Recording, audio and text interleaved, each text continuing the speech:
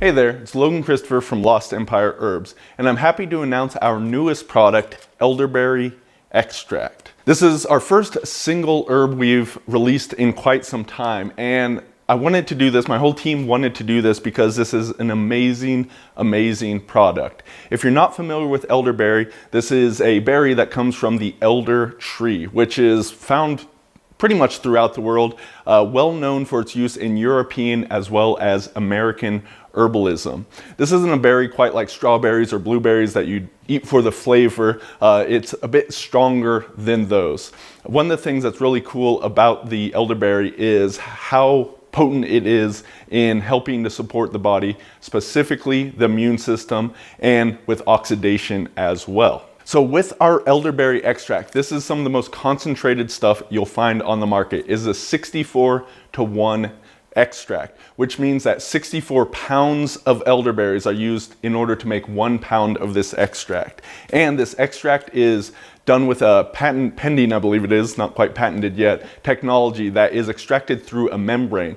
In doing this, they're able to do it without the use of any maltodextrin or any fillers. It's still standardized to that because they're new in this process, but they're able to do it completely without maltodextrin. So we're happy to be able to bring that to you. Some other things to note about this elderberry. It's not quite standardized, but it is measured at a level of at least 13% anthocyanins. Anthocyanins being this deep, dark color that you can see here, an antioxidant that is extremely strong and powerful in the body, and that's giving you some of the benefits.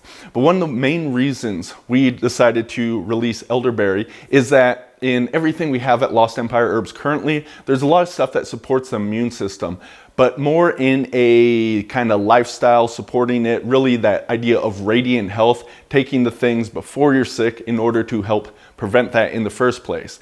Elderberry, it certainly can do that as a maintenance thing, but it has been shown in some scientific studies that when people are taking it when they have the cold or the flu, various viruses such as these, that it shortens the amount of time those people spend sick. Lessens the symptoms, shortens the window of time. And who doesn't want to get that kind of benefit? So this is a great thing to have just as a backup for you should you need it. I would highly recommend everyone to pick up at least one bag of this to have it available. And a couple ways you can use it. Of course, if you get sick, then you're going to want to load up on elderberry. But you can also, if you are around people that are sick, or it's just flu season, whatever like that, take it as a preventative measure. And it can absolutely help like that. Because it's not just about being accessed or having access to these germs that are floating around in the air and whatnot, right? Really, this bacteria, these viruses are around everywhere, essentially. It is your body's immune system that needs to have the capability to fight it off because you're gonna be exposed to those germs whether you want to or not. You can hide out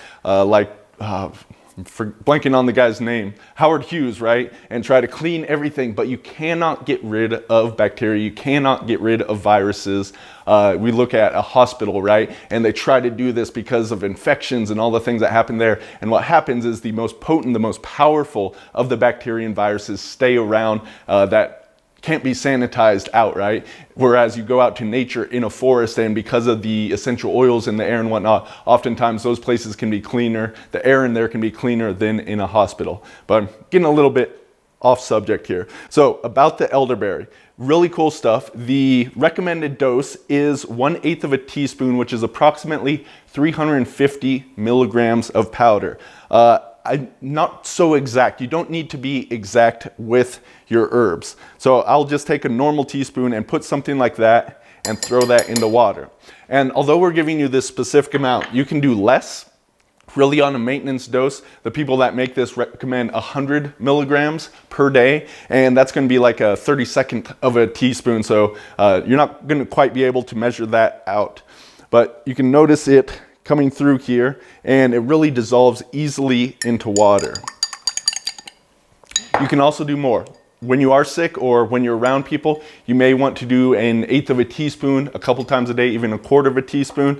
Of course, there is an upper limit, and that will change from person to person, but this is cool stuff. You can really play around with it. The taste is quite sour, with a little bit of a berry-esque flavor to it. I find it quite well.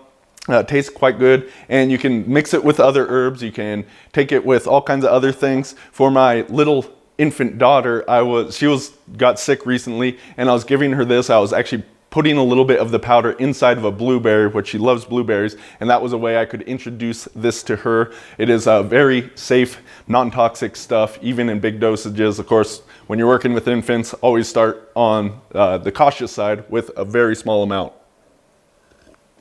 I've been adding a kombucha, doing all kinds of things with this amazing herb. So that's a little bit about our elderberry. Once again, I do recommend that you just have this on hand for when you need it. This can be a great thing to travel with too. Just think about all the exposure you get on an airplane, an airport, or hanging around other people. This is amazing stuff to have on hand. It's going to be my go bag when I'm traveling around throughout the world, absolutely from here on out.